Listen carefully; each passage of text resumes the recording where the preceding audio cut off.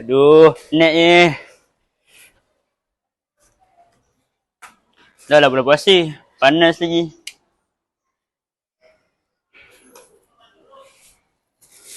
Aduh, penat.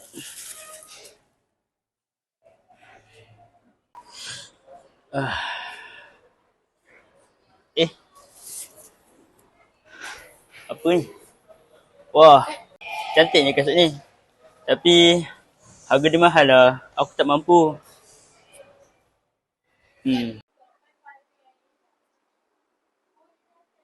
Atas apa tu? Mak, ni tadi Daud pergi pondok. Daud jumpa iklan kasut ni. Tengok mak. Mak, boleh tak Daud nak kasut ni tahun ni? Bukannya tak boleh. Tapi harga kasut ni macam mahal sangat lah. Kita kan daripada family yang tak mampu. Tak apa lah, Daud faham. Daripada aku minta mak, bayar aku buat sendiri.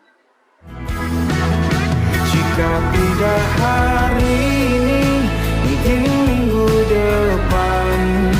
Jika tidak minggu ini, mungkin bulan depan. Jika tidak bulan ini, mungkin tahun depan.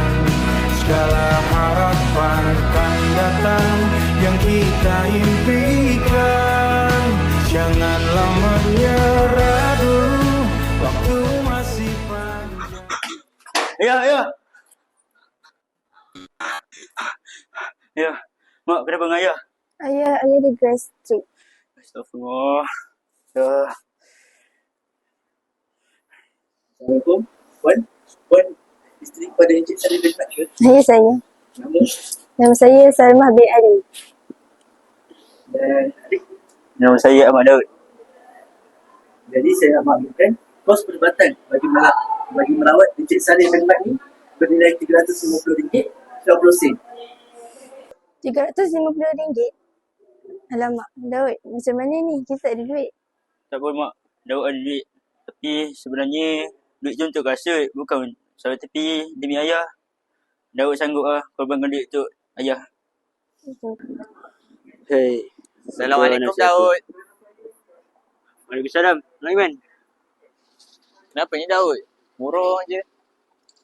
Itulah. Sebenarnya aku nak beli kasut. Aku dah banyak jaga kerja. Aku dah gilap kasut.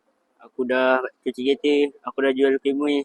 Tapi ayah aku sakit. Aku terpaksa gunakan duit yang aku kumpulkan tu untuk bayar kos rawatan. Jadinya usaha aku sia-sia lah macam ni. Daud, kau patut bersyukur tau. Sebab kau masih ada bersama dengan ibu ayah kau. Sedangkan aku tak ada masa dah dengan mak ayah aku. Semua dah pergi dah tinggalkan aku. Nasib kau lagi teruk rupanya. Nasib manusia ni tak sama tau. Ada mak ayah, ada yang tak ada mak ayah. Itulah kehidupan bagi seorang manusia. Okay Daud, harap tabah. InsyaAllah. Betul lah apa Naiman cakap. Sepatutnya aku kena bersyukur. Aku ada mak ayah lagi. Sedangkan dia tak ada. Astaghfirullahalazim. Allahu Akbar Allah. Ayah. Bismillahirrahmanirrahim mak. Ayah, minta maaf tau kalau Daud banyak salah dengan ayah. Tak apa Daud. Ayah dah lama maafkan Daud. Nah. Cuba ambil kotak ni. Apa dia? Wah. Ini bukan kasut yang Daud nak. Macam mana ayah tahu Daud nak kasut ni? Ayah terdengar kamu minta dengan mak kamu itu. Terima kasih juga sebab sanggup bayarkan kos rawatan untuk ayah. Tak apa ayah. Yang penting ayah masih ada kat sini. Terima kasih Daud. Assalamualaikum. So close your be there for you. I swear that it's true. Sentiasa aku pinjamkan paruku. Saya sebagai director yang bagus. Bagus lah, datang lambat. InsyaAllah. Baru datang. InsyaAllah. Datang lambat. Cerita ni aku bersyukur. Kasihnya tak diperlukan, berjuta rangka puisi yang ditulis.